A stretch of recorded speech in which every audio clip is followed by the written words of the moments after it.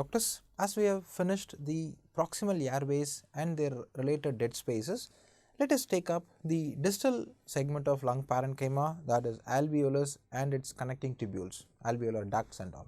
Now friends, if you look at the lung unit, we do have alveolar duct,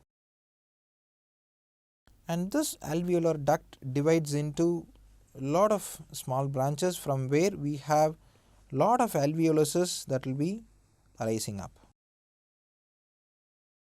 Now for descriptive purpose, let me take up one or two alveolus and let us see how they are basically arranged. Now for the first point you should be familiar is, doctors, when there is a duct which leads to formation of, for example, let us consider 3 alveoluses here, doctors.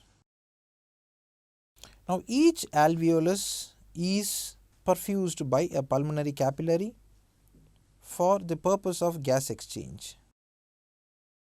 Okay, now they are all pulmonary capillary, doctors, and they perfuse every single alveoli. Now these alveoli that are starting from every single tubules are not just a connecting part with the tubule alone. Every single alveoli do have a connection with the neighboring alveoli. Now this connection between a single alveoli with the neighboring alveoli is called as interalveolar connections. Interalveolar connections. Now not just that, every single alveoli is communicating with a neighboring alveoli through a tubule. Every single alveoli are connecting with a neighboring alveoli through a tubule, and these tubules do have pores on them, right? The opening is looking like a pore. For example, when you see the alveolus from inside, imagine you are sitting inside an alveolus, okay. Now on the superior walls, okay, you do have lot of pores, and every pore is connecting this alveoli with the neighboring alveoli, okay. Now you have a, for example, 3-dimensional alveoli, and this alveoli do have lot of communicating pores with neighboring alveoluses. Okay, and these pores, my dear friends, located on each walls involved in connecting one alveoli with other alveoli is called as pores of Kohn. Pores of Kohn. So there is not just going to be a mechanical connection between alveoluses, there is also going to be a functional connection between alveolus. So through pores of Kohn, air from one alveolus moves to other alveoluses. Air moves between alveolus. Now this is one very important point in preventing atelectasis. Okay friends. So the interalveolar connections along with pores of Kohn are two important events involved in preventing atelectasis. See, what happens here is, we do have the alveolar duct that is opening into a alveolus. Now by some reasons, if one duct is being blocked, there can be a small foreign body, there can be an inflammatory exudate, there can be a mucus production because of inflammation or asthma, whatever it is. If that happens to be a occlusive method going to block an alveolar duct, that one particular alveoli might go for a complete collapse, isn't it? Because of no air entry, that particular alveolus might go for a collapse. Now in such circumstances, air from the adjacent alveoli, air molecules from the adjacent alveoli are moved through the pores of Kohn to the original alveoli that was supposed to go for a collapse.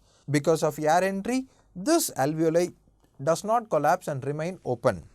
Point number 1. Point number 2. See, as I just told you, two neighboring alveoluses are getting connected to each other, isn't it? When one alveoli fails and they go for closure, it means that the neighboring alveoli will be pulled and overstretched. This pulling effect can make the secondary alveoli, which is normal now, to go for an expansion to some degree, beyond which the elasticity does not allow the second alveoli to over expand.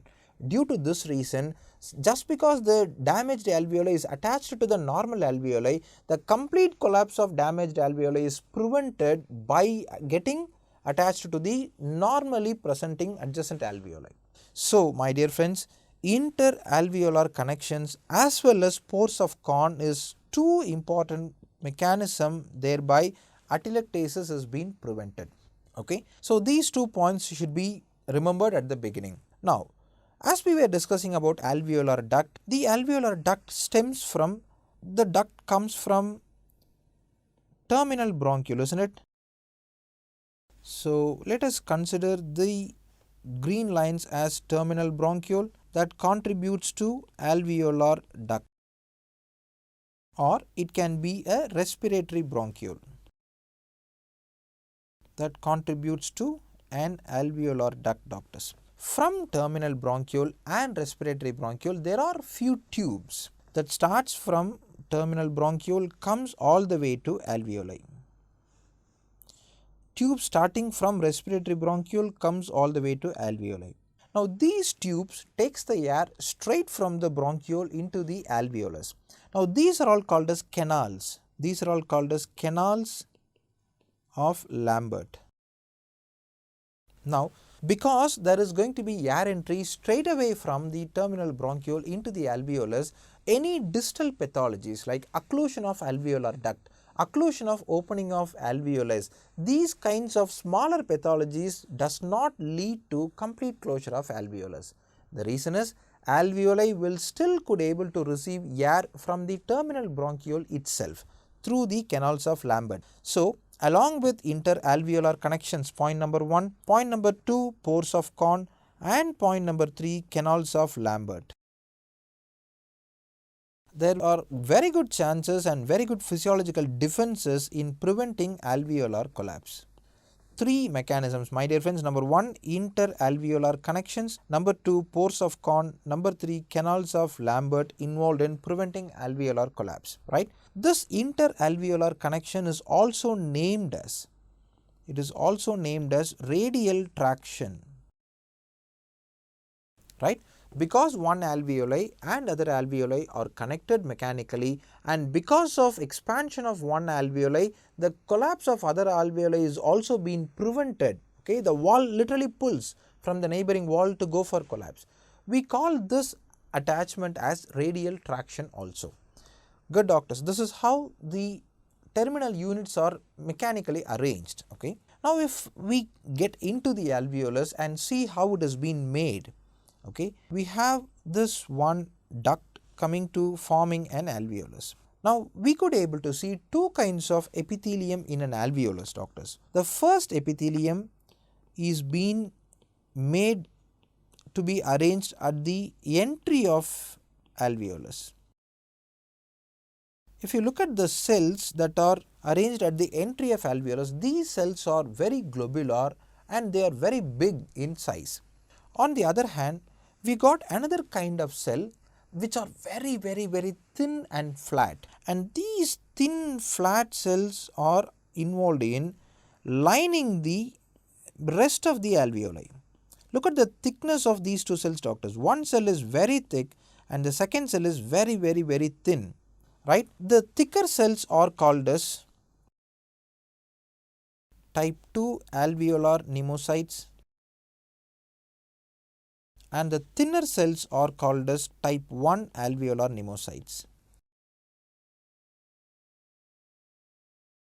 If you take up an alveoli, the alveoli are involved in gas exchange, isn't it, doctors? 95% of gas exchange region or gas exchange area for that matter, 95% of gas exchange area are lined by type 1 alveolar cells.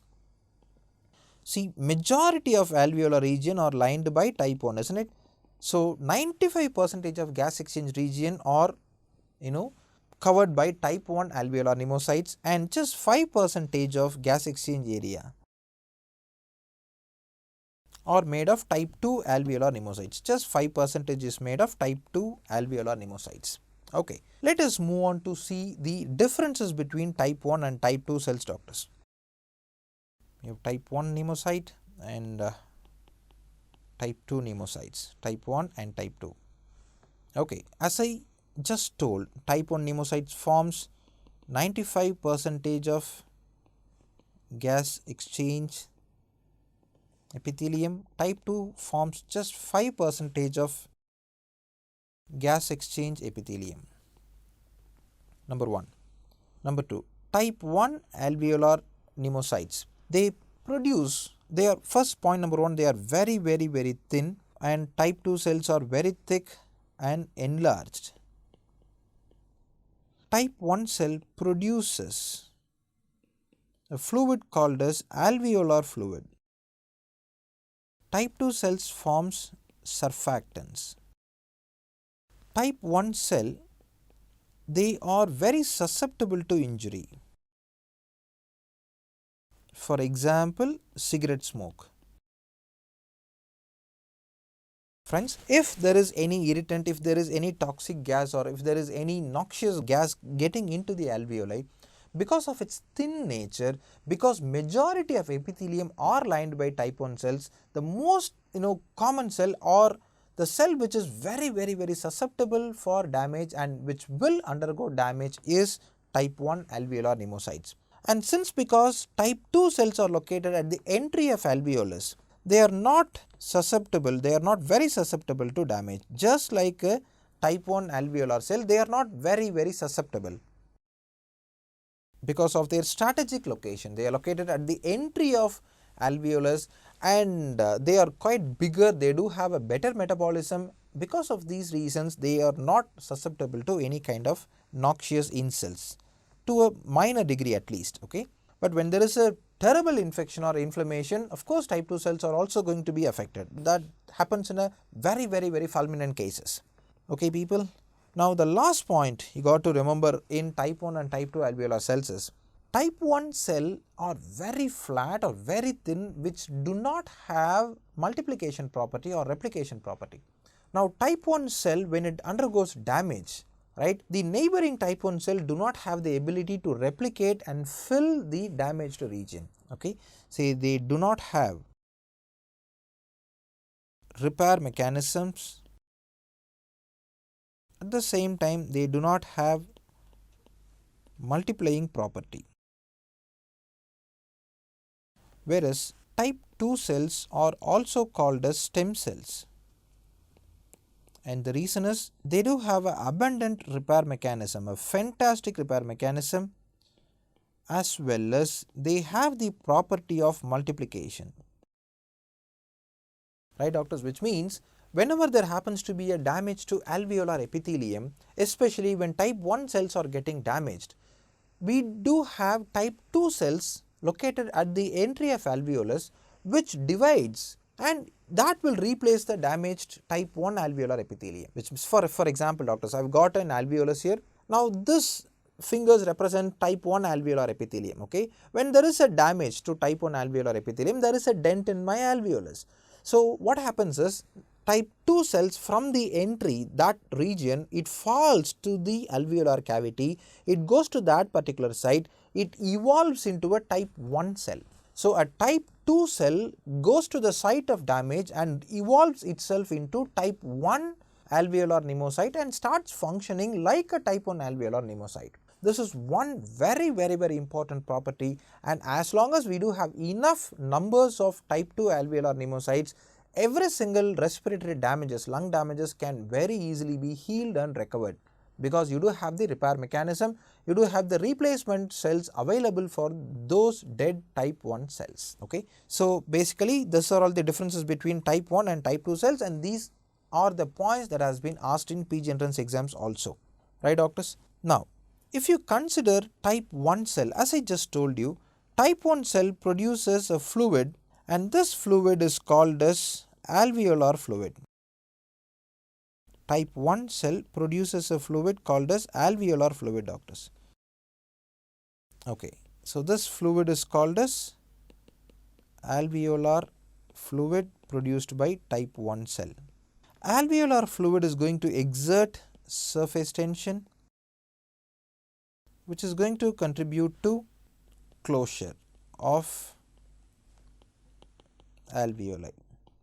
To be clear, it is not exactly closure. It is because of this surface tension, alveoli are also going for expiration. So, the alveolar fluid and surface tension have been villainized in our regular conventional textbooks, saying that whenever there is surface tension, there is going to be a tendency for collapse of alveoli, all the alveoli are going for atelectasis. It's not completely villainous, okay, it's not all wrong. Expiration of lung, recoiling of alveolus is also facilitated by this surface tension.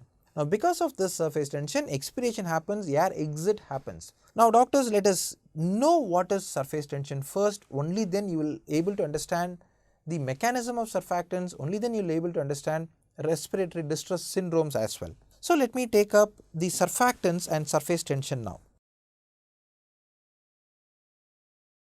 Let's see what happens, doctors. For a descriptive purpose, let me take up 2 beakers of water. Okay. So, what I am going to do is, I am going to fill this beaker with water first. Okay. So, let me take up water molecules and let me fill the beaker with water, or in another way, let me represent water molecules like this. So, I have lots and lots and lots of water molecules. Okay. Now, I am just taking the same diagram on the other side. Fine, doctors. If you consider, we have air molecules at the top. Okay. So, on the superficial surface, we do have air molecules. So, what happens is, there is going to be a development of interface between air molecules and water molecules. So, at this junction, okay, where I am highlighting this with yellow color, there is going to be a interaction between air and water molecules. This junction is called as air liquid interface. Air liquid interface, doctors. Now, naturally speaking, water molecules tend to have a cohesive attractive force between their molecules. For example, if you consider this one water molecule, my dear friends, this water molecule is being equally attracted by every single water molecules.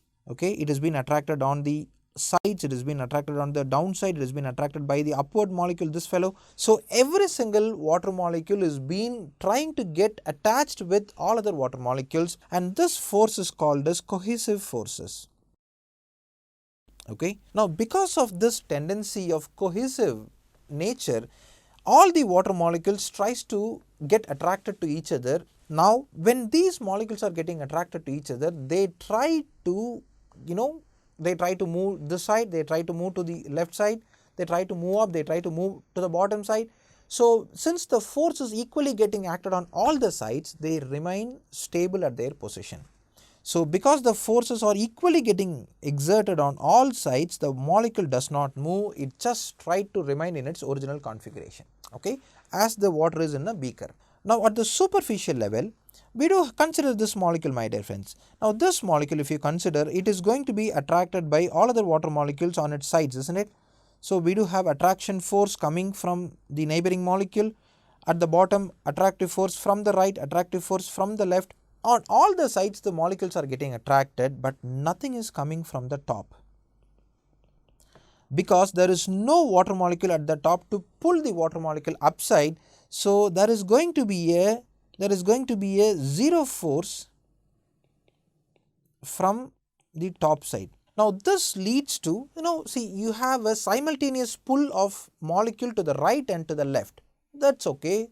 So, since these two pulls are of equal magnitude, the molecule stays at the middle.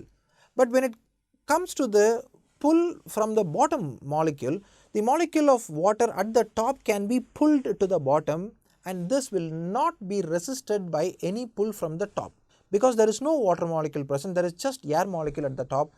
Because of these reasons, doctors, every single water molecule at the surface, this is not happening at the second layer or third layer, because they are surrounded by water molecule, but only at the surface there is going to be a huge amount of downward force.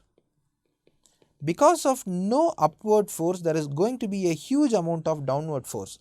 Now, because of this downward force, what happens is, the molecules at the top, friends, understand this, because of this downward force, molecules which are located at the top tend to get sink. Okay, when every single molecule try to sink down, they hit with each other, they cannot able to sink because there are second layer of molecule which prevents the molecule from taking their position. So these molecules, as they try to sink, they get collided with neighboring molecule. So the space between two molecules will be very less. This leads to the superficial layer of water molecule to be collided with each other in a very strong way. Instead of behaving like a water, they, because of collision, there happens to be a tension generated. Collision leads to generation of tension, and this is called as surface tension, my dear friends. Tension generated on the surface is called as surface tension. It is not happening at the second layer or third layer, it is seen only at the superficial layer, which means it is seen only at the air liquid interface. Okay, it is seen only at the air liquid interface, and this tension is called as surface tension. Clear? This is what happens when the water is contained in a beaker like something. Now if you consider a water molecule not being restricted by a beaker or something, if a water is getting straight away exposed to air, for example, there are few water molecules. What I do is I take a mug or something, I pour the water from the mug to the surface. When the water molecule gets out of the container into the open atmosphere, see, these water molecules will be spilled up like this. Randomly these molecules will be spilled up. Now as I told you, there is going to be an attractive force between the water molecules exerted at the surface where there is no water available, only air is there.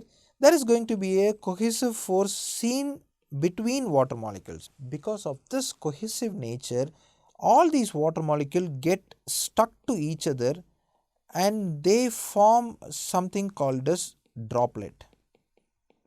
They form something called as droplet. Now the problem with this droplet is, now I want you to consider the space occupied by the original distributed molecule and compare the space occupied by a water droplet. Now because of cohesive forces, when all these water molecules get stuck to each other, they form a droplet, they form a spherical droplet. This comes to a very small possible size, right? Now this is exactly what happens, doctors, with alveolar fluid also. Now the attractive force between water molecules, as I called at the previous example, this attractive force is also called as surface tension. Now because of this surface tension, if you take a glass of water and if you let a pin to float on the glass of water, it will still float. You take a paper is of high density than water, but still paper floats. Small insects walks over the surface of water, isn't it?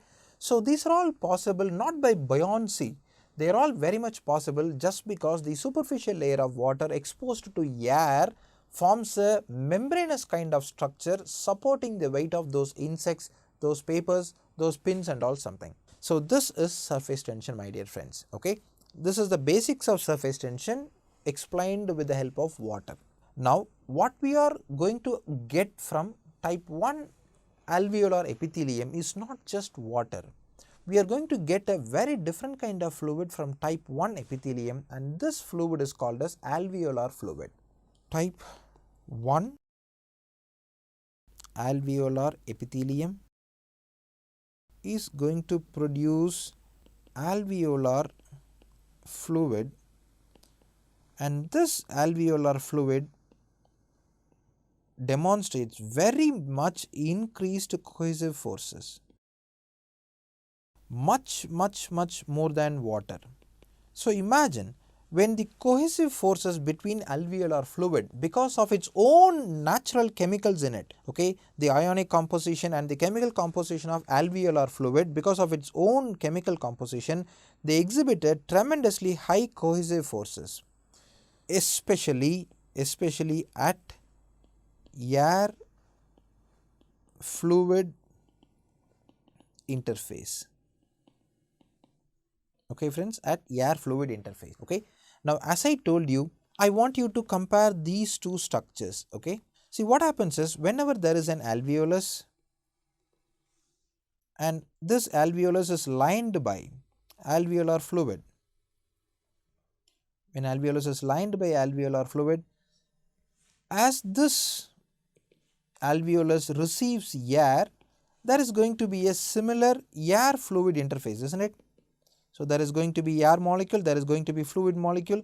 This leads to formation of air fluid interface, right, in a spherical structure like this. In a spherical structure like this, say if it is a beaker like thing, you have collision of molecules, but if it is a spherical structure like thing, the fluids, because of cohesive forces, these fluids will take up. So, friends, instead of alveolus with an alveolar fluid like this, okay, because of entry of air and air fluid interface, this structure will get converted into alveolus with water droplet, a collapsed alveolar fluid. Okay, the alveolar fluid which was once lining the alveolus now turned into a droplet. So, this is a droplet of alveolar fluid. Good. So, what was once called a film of alveolar fluid has now turned into a droplet of alveolar fluid. There is a huge difference, doctor. This is a film and this is a droplet. Now, you know very well the alveolus are non-cartilaginous structures, isn't it? Alveolus are non-cartilaginous structures. You need a content within the alveolus to keep the alveolus open. Now, because the droplet is been just formed and the film has been turned into a droplet shape, the alveolus cannot able to remain open, they get collapsed. To the size of the droplet, alveolus collapses and this leads to alveolar collapse, to be clear.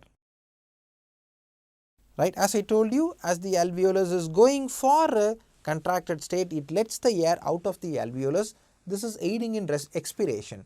To begin with, there is going to be an expiration, but when the surface tension and cohesive forces are enormous, they form a droplet. This leads to complete atelectasis of alveolus. Right, doctors? This is exactly how a surface tension generation will lead to a cohesive force development at the air liquid interface. This leads to expiration at the beginning. When this happens in a greater magnitude, the entire alveolus will become collapsed. Okay. So, what was once a very big alveolus now turned into a simply completely collapsed alveolus, unfit for gas exchange. Right, doctors? Fine. Now, this is how surface tension plays its game. How does this lung prevents this surface tension to getting enormously higher? See, you need surface tension to some extent. As I told you, the surface tension is pivotal to generate expiration, but not at a huge magnitude. When this surface tension extends beyond a normal degree, this will lead to collapse. Okay. So, we need surface tension to facilitate expiration. We also need to make sure the surface tension is at check, that it does not get beyond a critical degree. So, what prevents the surface tension from getting enormously expanded? We do have another fluid secreted by type 2 cells, type 2 pneumocytes, which produces surfactants. Now, surfactants is not something a magical drug. Okay. Surfactant is also a fluid, but the dynamic property of surfactant is surfactants has got naturally very less cohesive forces. Unlike alveolar fluid or water, surfactants naturally have very less cohesive forces, because of which there is going to be comparatively lesser surface tension generation. Compared with alveolar fluid, surfactants do have a very little surface tension, even less than water. The cohesive forces and surface tension will be even lesser than water. So much is the chemical nature of surfactant that contributes to a less cohesive force and a less surface tension. Okay. So, what is the composition of surfactants? At the foremost point, surfactant is made of a phospholipid called as dipalmityl phosphatidylcholine. Dipalmityl phosphatidylcholine is also called as phosphatidyl lecithin, colloquially called as simply lecithin. Point number 1. Point number 2, surfactant also has got sphingomyelin, another lipid, and surfactants do have certain proteins called as surfactant protein A, surfactant protein B.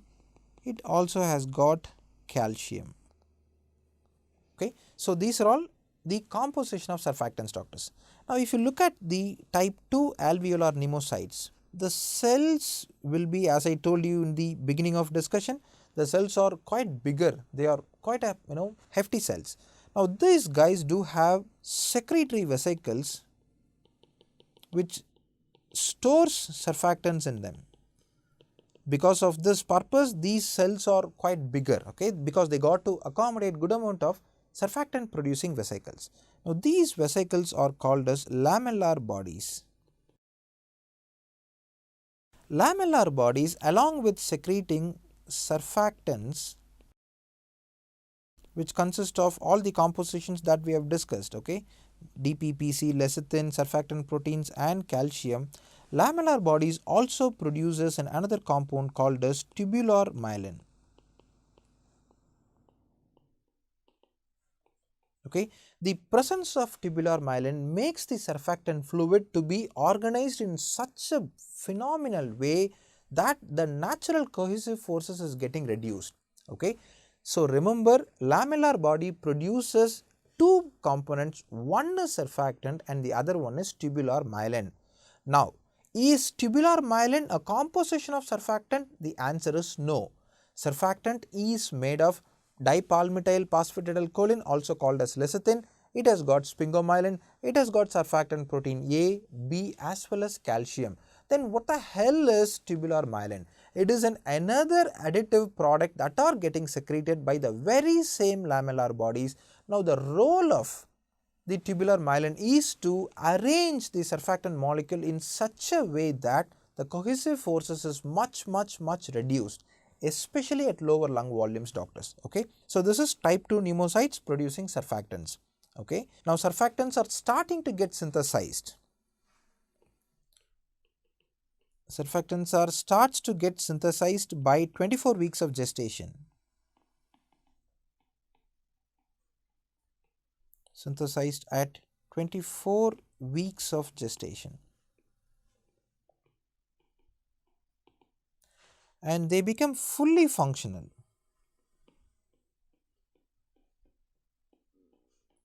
at 34 to 36 weeks of gestation.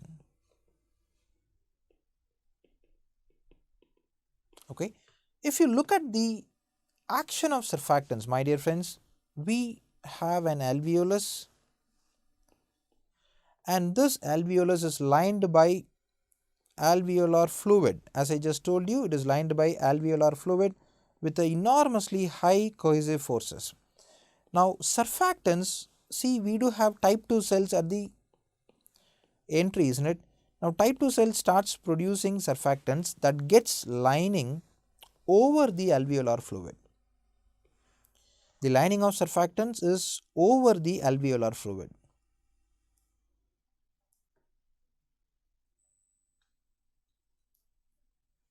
Okay, so with the presence of surfactants, now the air fluid interface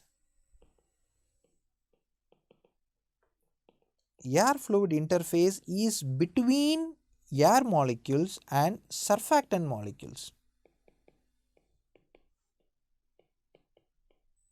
Air molecules and surfactant molecules. Now, because of this one very important reason, and naturally surfactant molecules do have less cohesive forces. Cohesive forces means the force that tends to get all the molecules in a unified way. Okay, this is called as cohesion. Okay, when this cohesive forces is naturally less for a surfactant molecule, there is going to be a less generation of surface tension.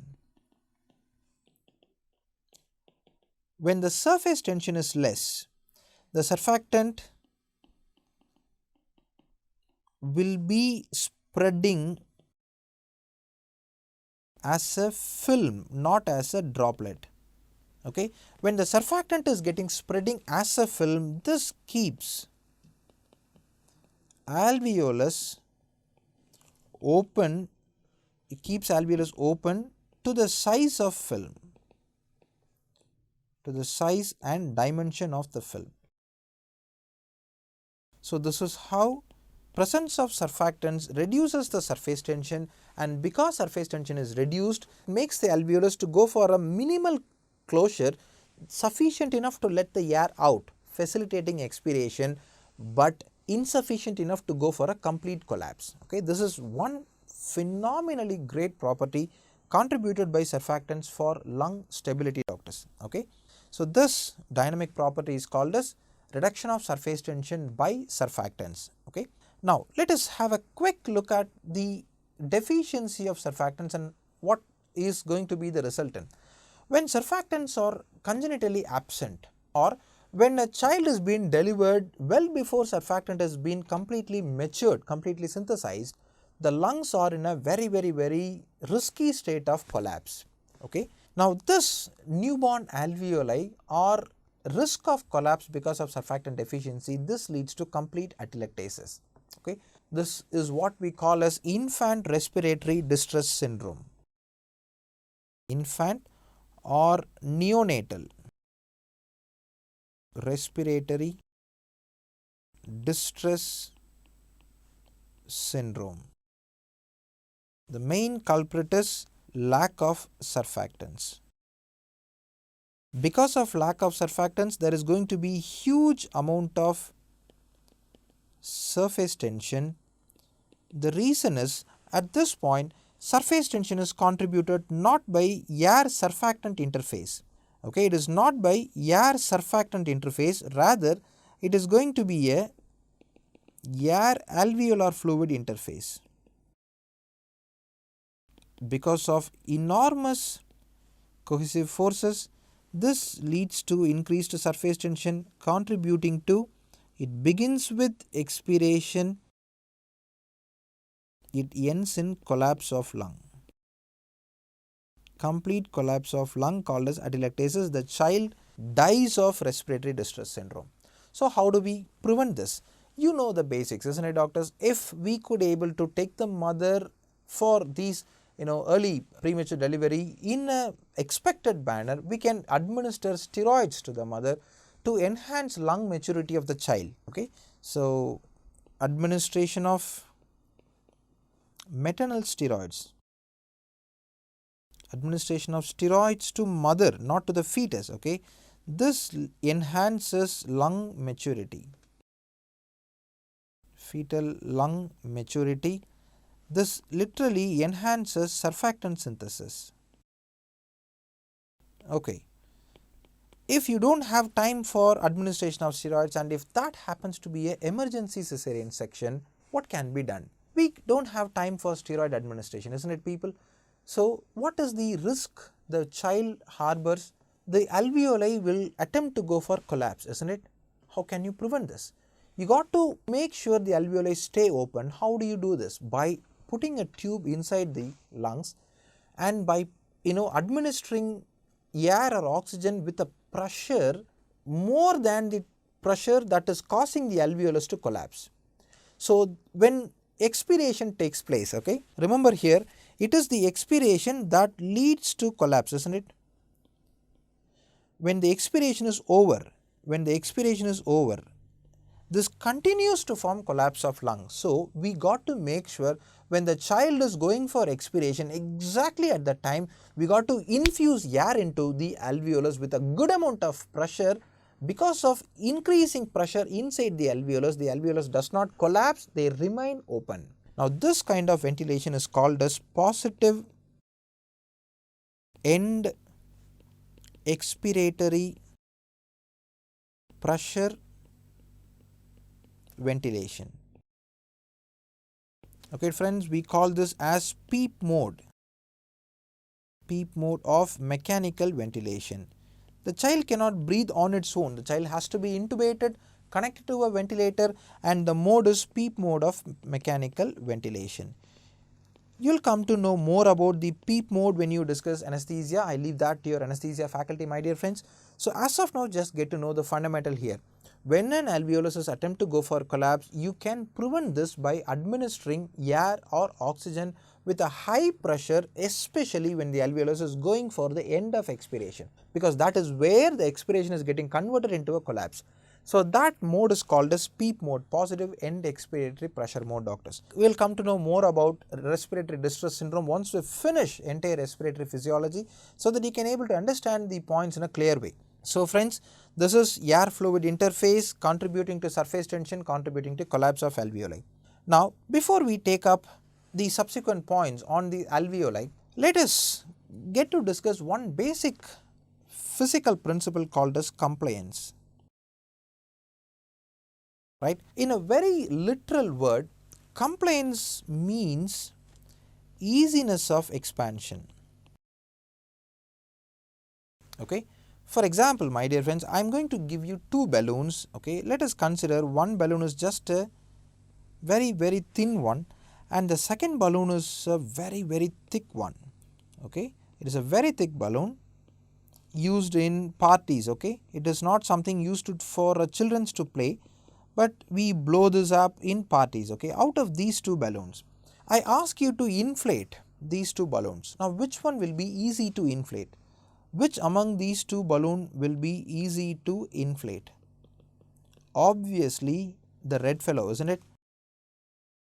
Out of these two balloons, the red one is easy to inflate, and this red balloon is called as balloon with increased compliance, because it is easy to inflate. Okay? Why the blue fellow is very difficult to inflate, or why is this blue guy is having a less compliance? Reason is the blue balloon is more elastic. Okay? This 2 points goes hand in hand, my dear friends. Okay? Whenever a structure is very elastic, whenever a structure is very elastic, inevitably the elasticity leads to reduction in compliance. A structure which is very elastic will have less compliance. A structure which is less elastic will have more compliance. Okay? Now you know the importance of elasticity in compliance. Whenever something is more and more elastic, they become less and less compliant. When a structure is getting less elastic, they will be more compliant. Points you got to remember here is, my dear friends, you take up lungs and you consider the lung in a normal adult and a lung in a old age individual, and this old man is also normal. A lung in an adult, lung in an old age. Which will have more compliance, which will have less compliant? A normal lung will have more elastin fibers. Because of presence of more elastin, there is going to be increased elasticity. This leads to less compliant lung.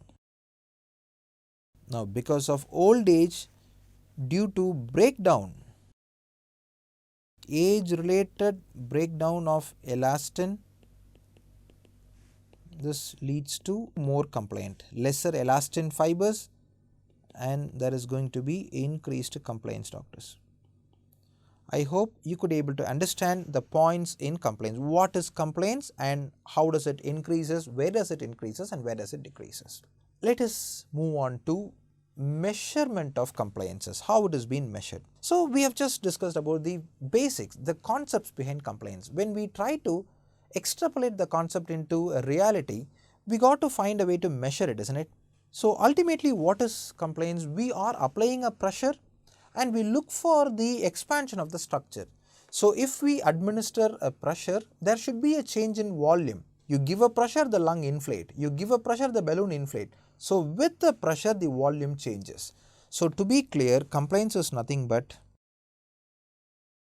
change in volume of lung for every change in pressure. With a change in volume, with a change in pressure, okay, with a change in unit pressure, how much of unit volume is moved or changed is called as compliance, doctors. Now, if you could able to connect the pressure and volume in a single graphical way, we will get a graph something like this. On the x-axis, I take pressure, doctors. This is called as transpulmonary pressure. Transpulmonary pressure means, consider this is an alveolus. I have got a visceral pleura attached to the alveolus, and I got a parietal pleura some distance ahead attached to chest wall. Now, for this alveolus to expand, the alveolus has to relate with two different spaces. Number one, intra-alveolar space. Number two, intrapleural space. The alveolus has to relate with two different spaces. Now, for expansion to take place, you need a greater pressure in the alveolus, you need a lesser pressure in the pleura. Because alveolus has got greater pressure, pleura has got lesser pressure, this facilitates expansion of alveolus. Now, this pressure difference between interior of alveolus and exterior of alveolus is called as transalveolar pressure, which is colloquially called as transpulmonary pressure. Okay, so to be clear, transpulmonary pressure is pressure in the interior of alveolus minus pressure in intrapleural space. Exterior is nothing but intrapleural space, right? So PIA, intra-alveolar pressure minus intrapleural pressure, is called as transpulmonary pressure, and this transpulmonary pressure represents any pressure that facilitates expansion of lung. Any pressure that facilitates expansion of lung is called as transpulmonary pressure, my dear friends. Okay. On the y-axis, I am going to take up volume in liters. Okay. With every single change in transpulmonary pressure, how much is the lung volume changes? That is the connection I am going to look for, and that graph is going to tell me a parameter called as compliance. Okay. If I relate these two structures, transpulmonary pressure and volume, I get a graph that looks somewhat like this. Okay. With every change in transpulmonary pressure, I am going to have a corresponding change in volume of lung. So, as I am increasing the transpulmonary pressure, I am experiencing an increment in lung volume. Right, my dear friends. Now, if you calculate the change in volume for the change in pressure, okay. Now, this parameter is called as slope, okay. The volume V1 and volume V2. Difference between V1 and V2 is nothing but change in volume. Similarly, here I have pressure 1 and pressure 2. Difference in pressure 1 and pressure 2 is change in pressure. With the corresponding change in pressure, how much of volume is changed? This parameter is called as slope, okay, and the slope of volume to pressure is nothing but compliance. Okay, my dear friends. Now, if you look at this diagram, with initial administration of pressures, when there is more pressure that are getting administered, you do have a corresponding increase in volume. Okay, let me draw the volume here. You have a proportional increase in volume with every single administration of pressures. Now, if you look at the distance between pressures increment and volume increment, you could able to observe that with every single increase in pressure, the volume increment is huge, isn't it? Which means this lung will be very compliant. The compliance of lung is very much higher at low lung volumes. This is the ultimate take home point in this compliant discussion, doctors.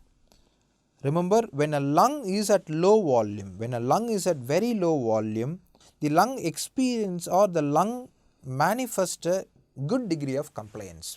At the same time, as the pressure is keep on rising to some point, okay, beyond which any further increase in pressure does not significantly increase volume change. From one point onward, there is not going to be any change in volume even though you increase the pressure. Increase in pressure does not produce any huge increase in volume. So, compliance reduces at high lung volumes. Decreased compliance is at high lung volume. So, I hope you could able to understand the logic behind this points, doctors. Okay, remember, compliance is much lesser, high lung volumes, and there is going to be good amount of compliance at low lung volumes. So, any volume of lung close to the lower values like residual volume, functional residual capacity, when a lung is at residual volume, when a lung is at functional residual capacity, the lung will have a better compliance. When a lung is at total lung capacity, when a lung is at inspiratory reserve volume, so much of volume is there in the lung. Now, the compliance of the lung literally reduces. The reason behind fall in compliance at high lung volume is, at high lung volume maximum elasticity is reached. Because maximum elasticity is reached, the lung cannot able to get inflated any further, and this leads to a reduction in compliance. Again and again emphasize, my dear friends, compliance is much higher at lower lung volume, compliance is much lesser, okay, at high lung volumes. This is the graph of compliance which relates the change in volume to change in pressure, right, my dear friends. This is what is called as compliance. Now, let us consider few conditions which increases or decreases compliance. When can you expect an increase in compliance? Conditions like old age, where there is a natural degeneration of elastin fibers due to age related degeneration. Number 2, conditions like emphysema, okay, where there is a pathological destruction of lung tissues. The lung tissues are pathologically destructed, but still as the elastin is lost, the lung could able to inflate very comfortably and very easily. In emphysema, there is going to be a increase in compliance of lungs, doctors. Okay, increased compliance of lung is seen in old age and emphysema. On the contrary, we do have reduction in compliance when a lung cannot able to get inflated. That's the ultimate point here. So, when compliance, when it is getting reduced, whenever there is a, it's a normal adult lung. Okay, point number 2, when a lung has been infiltrated with inflammatory exudates and fibrotic tissue. For example, there is going to be sarcoidosis, there is going to be silicosis, there is going to be pulmonary fibrosis. In these 3 conditions, over the lung there is going to be deposition of fibrin tissue, deposition of hyaline membranes, and because of these structures the elasticity is lost, right, my dear friends. For example, you take up a normal rubber ball, okay. Now, in this rubber ball you make some holes here and there, here and there, here and there, you add little bit of cement to those holes. So, what is rubber once, what is elastic once? Now, because of administration of cement, okay, the elasticity is lost and the ball becomes hard, isn't it? That is exactly what happens with restrictive lung disorders. When lungs are affected by inflammatory infiltrations, when lungs are being attached with fibrous tissues, when lungs are being overlaid with these materials like silicosis, byssinosis, bagosis, occupational disorders, they make the lung to become very fibrotic, and these are all called as interstitial lung disease. The elasticity is lost, lung become very rigid. So, compliance is decreased in rigid lungs. Now, rigid lungs is due to fibrosis, rigid lung is due to inflammatory depositions. The point is, inflammatory deposition on one point gets converted into a hyaline membrane. Now, this hyaline membrane is less elastic, very less elastic. Because of less elasticity, the lung turns rigid. Also, because of inflammatory deposition, there is going to be deposition of collagen type 3. Now, these points are absolutely important when we discuss about acute respiratory distress syndrome or acute respiratory failure. Okay, remember people, I am just giving you a primer word here, collagen type 3, hyalins. Because of inflammation, we do have deposition of collagen type 3 and hyaline, which are very elastic, that makes the lung very rigid. Because lung is very rigid, it is not going to expand when pressure is administered. So the net administration of pressure is not going to be turned out into any change in volume. This reduces the compliance. Okay. Number 2 is rigid lung. Number 3, inability of lungs. Inability of lungs to expand. What causes inability of lungs to expand? We do have lot of restrictions, doctors. There are certain restrictive phenomena that makes the lung to become very solid, and it does not allow the soft lung to go for expansion. What are all the possible causes that can restrict a lung's expansion? Number 1, pulmonary edema, fluid accumulation, pulmonary edema. Number 2, massive pleural effusions, massive pleural effusions. All the restrictive patterns we saw, fibrosis and inflammation, all the restrictive patterns, they also produces restrictive lung disease. Apart from making the lung rigid, they also let the soft lung not to go for expansion. Okay, so it is a kind of restriction. Pulmonary edema, massive pleural effusion, and neuromuscular disorders like kyphosis, scoliosis. When respiratory muscle suffers from myasthenia gravis, respiratory muscle cannot able to go for contraction. So myasthenia gravis of respiratory muscles. These are the conditions that decreases compliance of lung, doctors. Now ultimately speaking, the questions on compliance, its normal value, it is expand, the delta V by delta P formula, you will be given values, doctors, with administration of increase in transpulmonary pressure of 2 centimeters of water, there is going to be a change in what do you call lung volume from 10 ml to 20 ml. So what is the compliance of lung? The difference is 10 and the pressure difference is 2. So that is going to be 10 by 2, that 5 is the answer, compliance. Okay people. So these are how questions will be asked. You got to know the formula of compliance. You got to know when compliance increases, when compliance decreases. In a normal lung, at what volume compliance increases, compliance decreases. Remember, compliance is greatest at lower lung volume. Compliance is least at higher lung volumes. Okay, fine. So that is all about our compliance, doctors.